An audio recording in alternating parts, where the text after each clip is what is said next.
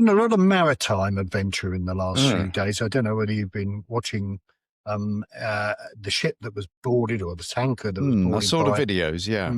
American troops and Coast Guard apparently and law enforcement officers were flown across the Atlantic together with huge troop carriers to interdict this ship that was known as the Marinera, this tanker, between Britain and Iceland. Yeah. And they took control of it yesterday, and the weather looked dreadful, actually. I don't know whether you saw the helicopter that was flying alongside our team. Well, it didn't look great. It didn't look great. Yeah. No. Now, I suppose the question with this is, what the bloody hell's going on? I know the Americans have set up this cordon, haven't they, around Venezuela, so that they supposedly, according to Trump, they've taken control of their oil production, and they want to make sure that any oil that leaves Venezuela is accounted for. And according to President Trump, Miss Delcy, I think her name is, who's the woman who's taken over in Venezuela, who was the deputy president, vice president, the word I'm looking for, isn't it? She supposedly has signed an agreement whereby all of the oil that's currently in tankers around the world is going to be used to pay the Americans for what they feel is their debt that they lost out on when the oil industry was nationalized back in the 50s. Yeah. This tanker, however, this rotting carcass, because it's not a very modern tanker, this Marinera, it's got no oil on it. It was previously badged differently. I think it was Ghanaian badged, wasn't it? I think it was under a flag of convenience. And it sailed in December out of Tehran, sailed towards Venezuela. But by the time it got to Venezuelan waters, the Americans had done their deed and had taken Maduro to New York. When it was told to effectively surrender, it went dark, switched off all its transponders, and started sailing up the North Atlantic towards Russia. And obviously the Americans were tracking it, notwithstanding the fact that it... And do you know what flag it was under? Is still the Ghanaian, was it? No, no, it rebadged then, and somebody painted a Russian flag on the side. Excellent, yeah. Yeah, somebody got out the old Dulux, leant over the edge in the seas of the South Atlantic, and painted and the Russians then took it under their wing. Now, we don't know what exactly it is that makes it of such interest to the Americans. No, because it's got no oil on it. It's got a foreign crew ostensibly, but of course I wonder whether it's been going up and down the east coast of America. And if it's been going up and down the east coast of America, then you wonder whether it's ultimately a spy ship. Nobody's actually said this. Nobody's come out and said anything, but why would they want this ship and what exactly? And you say there's no oil in it or it's empty. Yeah. How do we know that? That's what we've been told. And also you can tell, I don't know whether you've seen a laden oil tanker, but you can tell how low it sits in the water. Oh, like the plimsoll line. The plimsoll, exactly. And they showed a picture of it yesterday, and it's sitting quite high out the water, which would suggest that it's not carrying or a large proportion of oil. It might have some oil, I suppose, but nothing of significance on there. But it all seems very, very strange. And we haven't yet, there's been indignation, because Britain was involved in this as well, as you know. We sent the Coast Guard up there, I believe, and we had a few overflights of this particular oil tanker in the North Atlantic. So technically we were involved in this particular operation. They were taking another one called the Sophia down near Venezuela at the same time, the Americans. So they've been quite busy in terms of interdicting these oil tankers. And this is the so-called shadow fleet. These oil tankers that are sailing around the world, changing, using flags of convenience, hiding themselves so that they can't be caught under sanctions. So in simple terms, exporting sanctioned Russian oil. Absolutely. Basically. Russian oil, Iranian oil, and Venezuelan oil, for that matter. Yeah, that's true. But whatever the situation, what's interesting is I've been watching, I always keep an eye on the price of crude oil, which is priced at this weird barrel thing. And it's like $60, I think, at the moment, one of the lowest prices it's been for a long, long time.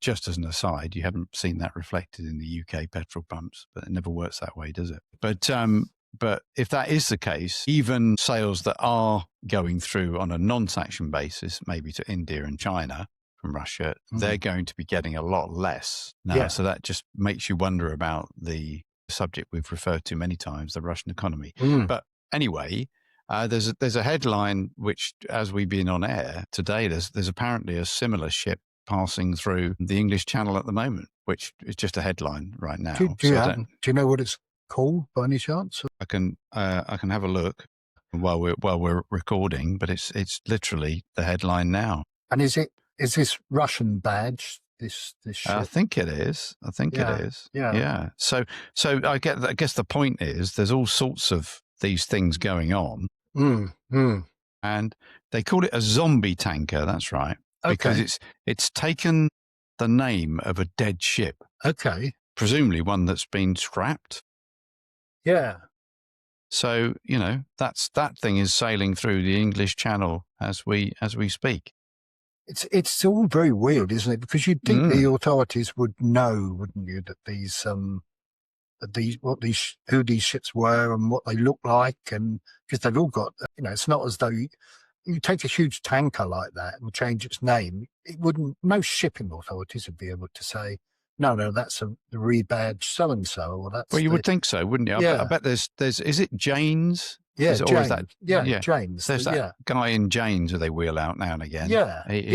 He must know that. But apparently, this tanker was sanctioned by the US in 2024 over concerns it was distributing illicit Russian oil, and it's now sailing under a false name and a Cameroonian flag. And that's all we know at the moment. Oh, and it was 25 miles north of Guernsey, heading towards Russia, according to tracking. Does it say whether it's got oil in it? Or no, but it's leaving, and it was after having left the Star refinery near Izmir, Turkey on December 30th. So it looks like it's dropped its payload and it's going back to be filled up again. That would be my thing. Yeah.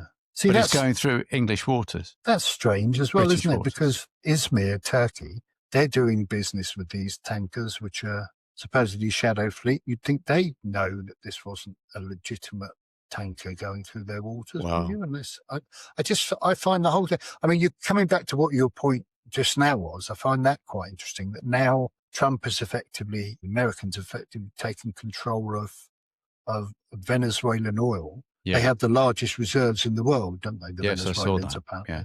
If they were to start pumping oil out from Venezuela, bringing it back up to the production levels that it has at some points been in the past, that would reduce the price of oil quite considerably on world markets, wouldn't it? Well, it would, but if you remember the oil-producing nations, they have OPEC. They have quotas. Yeah. They regulate the price of oil, but obviously, if a big player suddenly starts to pump it in significance, then it will reduce. And as I say, it already has. Yeah. Just the mere threat of it. And I did see that the share prices of the American oil producers all ticked up in the States. Not surprisingly. No. But whether they get the money or not that Trump's looking for, the suggestion that they would bring in American oil companies to, if you like, rejuvenate the dilapidated Venezuelan. Yeah. It would be a big call, wouldn't it, if the CEO of an American oil company, having had your hands bitten already. Yeah. It would have to be underwritten by the American government, wouldn't it, effectively? Well, maybe. Yeah, I guess it would. I can't imagine that they'd take that chance, that risk, without having some sort of guarantees behind it. No, but if let's just say this tanker was transporting Russian oil and did offload in Turkey, just say it did, then it would rather support Trump's accusation that Europe is still taking Russian product, and it's all bit hypocritical. I really. don't know whether Turkey has signed up to this because they're not part of the European Union, and they've got relations with both Russia and the West, haven't they? True. So I don't know whether they're, but certainly I would have thought that America brought pressure to bear on Turkey. One would have thought they'd have taken action. But I'm just curious as to this, because we talk about OPEC regulating the tonnage of oil, barrels of oil, isn't it? Not tonnage, that is out in the open market. And what's always happened in the past, if the price of oil drops too low, they restrict supply, don't they? It's supply and demand, and the price then levels back up again. But if you control the world's biggest supplier by a long shot, which is, Venezuela, or could be Venezuela, technically, if they get these oil companies to do that, then you can, as OPEC meets, you can start reducing your production. But from a Russian perspective, you don't want to reduce your production too much because you're going to be in the same position you were, because your income from that oil is going to be going down. That's right. That's so right.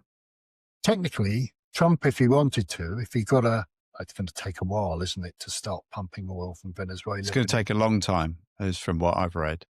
So maybe, but I guess the threat of doing that would have an impact on the market long term anyway, wouldn't it? And you'd perhaps be looking at moving Supplier if you felt that you could buy oil cheaper from Venezuela in 3 years than you could from Russia. I don't know. I'm speculating. But let's face it, neither of us know enough about how the market for oil purchasing works. No. But if it's a relatively, no pun intended, liquid market, and the ability to switch provider is without too many barriers, that's exactly what would happen. So final question, changing from the economic side of it to the adversarial side of it, this puts us in the crosshairs of Mr. Putin in terms of... Well, we were already there, weren't we, with our efforts in Ukraine in particular. Coalition of the Willing, which I think we've done another... Which we've already covered, and all the support we've given since this all started. But this direct action, in theory, seizing a Russian ship, would mean that retaliatory action taken by Russians of a British flagged vessel would, I guess the stakes of that have risen, haven't they? Or rather the odds of that have risen. Yeah. So that's the problem, isn't it? You get involved and all you've got a target on your back. Yeah. And who knows by this time next week what will happen.